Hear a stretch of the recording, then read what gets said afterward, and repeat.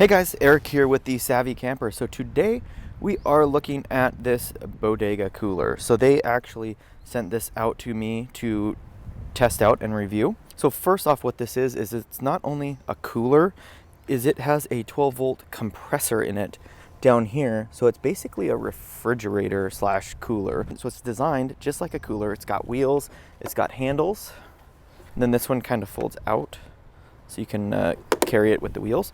And then here's the plug-in for 12 volt DC, and it does come with a power adapter to plug into any 110. So here's what we've got up here. So we've got the USB, so you can charge a phone with this. You've got your settings button, power button, and then your left and right side. So let me show you this. So you've got a snap handle so it doesn't open. And we did fill it up with drinks. So you've got a freezer side and then a fridge side. And then you've got this little divider. And something that was really handy that I found out is, watch this. When you take this divider out, if I can get a hold of it with one hand. Well, let me show you this. So we put drinks in here last night just to check it out. And so we did stop this overnight. And we went from about 43 degrees to 53 degrees. And I will say these waters that we put them in last night so they weren't already cold. But tonight will be a better test to see if these things hold cold and through the night. So let me grab these baskets so I can really show you. So it comes with these handy baskets so you can just pull all your stuff out real quick. All right, so there we have these sides. So we have the fridge side, and then like I said, this can be operated independently. So here's our temperature setting. You can just run that down. And then here's the freezer side. The freezer side is a little smaller, and then this pops out, and it knows there must be a little sensor in there, a little magnet, because now we only have one side, so we can control these as the same temperature. And that's what I actually did last night. I controlled it as one. Because if I've just got drinks in here, I don't really need a freezer side and a fridge side. So let's go ahead and shut that up. And I was a little bit skeptical when they sent this to me because I didn't really think I had a use for this, and I was like, nah, like, do I really need it? Do I want to review it? I don't know. But when I got it and I played with it, this is such a cool concept because we're actually just out for a 4-day camping trip, but we go boondocking for 2 weeks at a time. And we've been able to make it work in our RV fridge and freezer, but we have to really pack a lot of dry goods to eat. And this thing can really extend your camping trips so that you don't have to drive 3 hours to go to the store.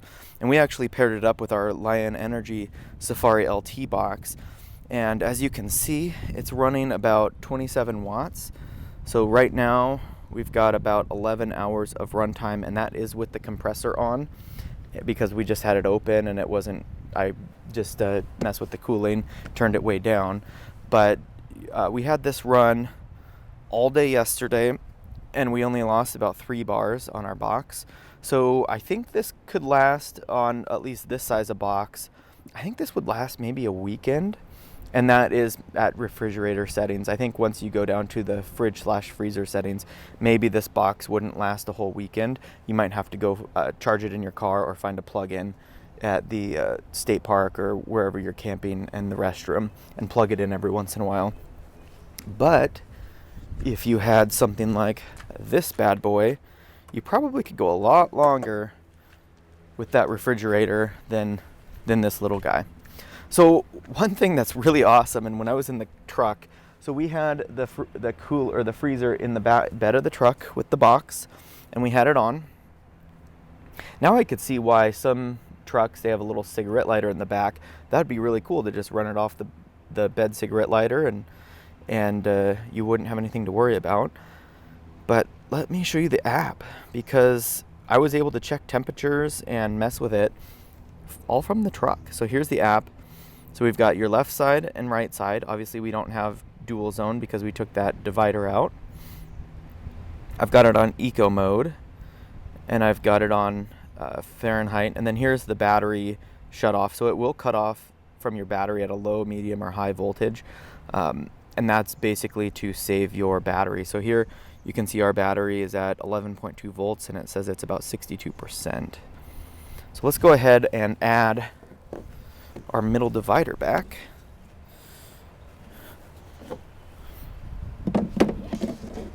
Watch this. Oh, it knows it's in, so it gave us dual zones.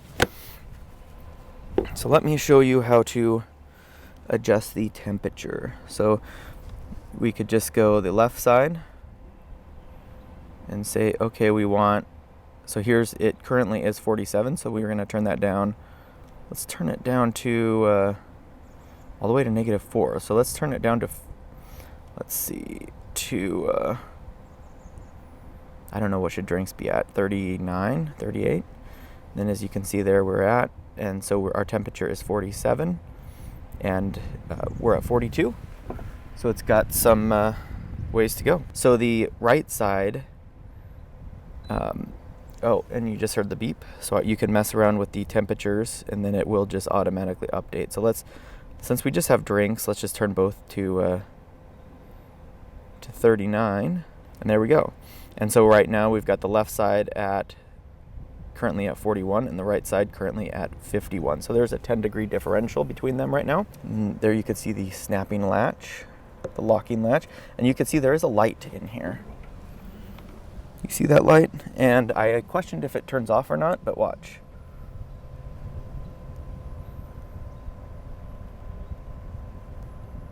It does turn off because when we open it, it's off, and then there it flicked on. One thing that would be interesting is if this was filled with foam material to better insulate the middle. Maybe that doesn't matter or not. It seems pretty stiff. I can't even, maybe it is filled with something because I can't even push down on that. So that's not super thin either. So here we are, we're at 1 watt because we are down to temperature. It shows that we're at our set point. And so when this is just running, it usually flicks between 0 and 1 watts, and as you can see, it says we have 69.4 hours of runtime left. So if this kicks on every couple hours, obviously it says we have 11 hours, but that's with the compressor running, and the compressor does not run the whole time. So I think that we could easily get by a weekend with this. You can see the coils in here. There's a nice grate. So when you do use this, you want to keep this side open, and then you don't really want to tilt it either. Here's the compressor there, and you can see it's a 24 volt compressor. And then I believe there's a fan on because I can hear the air blowing through, and you can feel it when it's on. So that's about it. That is the Bodega cooler. I guess it's not really a cooler, it's a refrigerated cooler. And like, once again, I didn't think I would ever need something like this, but now I'm really excited to take it on we're going to Glacier in a couple weeks. This will really come in handy, and I think we'll probably start off the trip with using the freezer and the fridge side separate, and then things will probably merge together and we'll use it just as a fridge. So thanks for watching, Savvy Campers. If you are in the market for one of these, I will have a link down in the description. It's a cool, unique idea. This is also going to be really fun to take on the boat this year, because I think that having this out in the sun, not having to pack ice, you do have a lot more cooler space, although you do lose out on this. See, it's not that deep here because you have all your compressor and everything, but what you lose there, I think, would be taken up by ice packs anyways. So, all right, thanks for watching, and we'll see you later.